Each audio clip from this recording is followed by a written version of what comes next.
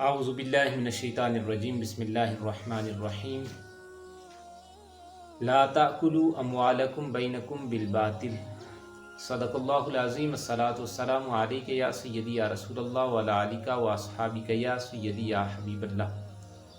معزز و محتشم سامعین و ناظرین، السلام علیکم ورحمۃ اللہ وبرکاتہ۔ احباب، آج ایک پھر ویڈیو کے ساتھ آپ کی خدمت میں حاضر ہوں۔ آج کا عنوان رزق حرام کے متعلق ہے۔ اللہ رب العالمین نے قرآن کریم میں سورہ نساء میں ارشاد فرمایا لا تأکلوا اموالکم بینکم بالباطل، اب آپس میں ایک دوسرے کا مال ناجائز طریقے سے نہ کھاؤ۔ اس کے حوالے سے مفسرین نے مختلف آراء اختیار کی ہیں کہ اس سے مراد جوا، سود، غصب، خیانت، جھوٹی قسم سے حاصل کیا ہوا مال مراد ہو سکتا ہے۔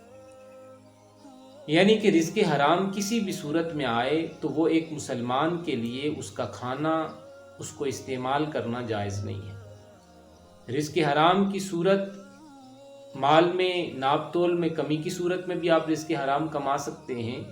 کسی کو مال سود پہ بھی دے کے رزق حرام کمایا جا سکتا ہے۔ جوا کھیل کے جو مال حاصل ہوتا ہے وہ بھی رزق حرام کے زمرے میں آئے گا۔ اسی طرح کسی شخص کے ذمے کوئی کام لگایا گیا ہے اور اس کام کی اس نے اجرت طے کی ہے، لیکن وہ کام مکمل نہیں کرتا یا دیانتداری سے وہ کام نہیں کرتا ہے، تو اس کی جو اجرت لیتا ہے وہ بھی رزق حرام کے زمرے میں آئے گی۔ تو رزق حرام سے بچنا کیوں ضروری ہے؟ رزق حرام سے بچنا اس لیے ضروری ہے کہ یہ بہت سی آفات کا باعث بنتا ہے۔ ان میں سے کچھ آفتیں آپ کے سامنے ذکر کروں گا۔ آقا کونین نبی رحمت صلی اللہ علیہ وسلم نے ایک شخص کا ذکر فرمایا شخص ہے، بڑا طویل سفر کرتا ہے، غبار آلود جسم ہے، چہرہ غبار آلود ہے، پراگندہ حال بال ہیں، حج کے لیے آیا ہوا ہے اور بار بار آسمان کی طرف ہاتھ اٹھاتا ہے اور عرض کرتا ہے اے پروردگار، اے پروردگار، اے پروردگار۔ فرمایا اس کی دعا کیسے قبول ہوگی؟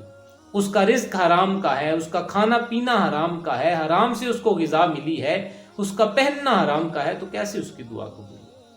تو رزق حرام کی آفت یہ ہے کہ اس کی وجہ سے ہماری دعائیں قبول نہیں ہوتی۔ پھر حضور علیہ الصلوۃ والسلام نے حضرت سعد سے فرمایا سعد، اپنا کھانا پینا حلال کا کر لو، مستجاب الدعوات بن جاؤ۔ یعنی کہ اگر تم نے مستجاب الدعوات بننا ہے تو تمہیں چاہیے یہ کہ اپنا کھانا پینا حلال کر رکھو۔ اور پھر فرمایا وہ شخص، مجھے اللہ کی ذات کی قسم، جس شخص کے پیٹ میں ایک لقمہ بھی حرام کا جاتا ہے 40 دن تک اس کا کوئی عمل قبول نہیں ہوتا۔ اب آپ ذرا دھیان اور غور تو کیجئے کہ ایک لقمہ حرام کا اور 40 دن تک کوئی عمل قبول نہیں ہوتا۔ اور فرمایا جس بندے کا گوشت حرام سے پرورش پاتا ہے آگ اس کی زیادہ حقدار ہے۔ تو پہلی آفت دعا قبول نہیں ہوتی۔ دوسری آفت یہ آتی ہے کہ انسان کی 40 دن تک ایک لقمہ حرام کھانے سے 40 دن کی عبادت قبول نہیں ہوتی۔ اور تیسری آفت یہ آتی ہے کہ فرمایا اس کے جسم کی حقدار آگ ہی ہے، آگ کے سوا اس کی حقدار کوئی چیز نہیں۔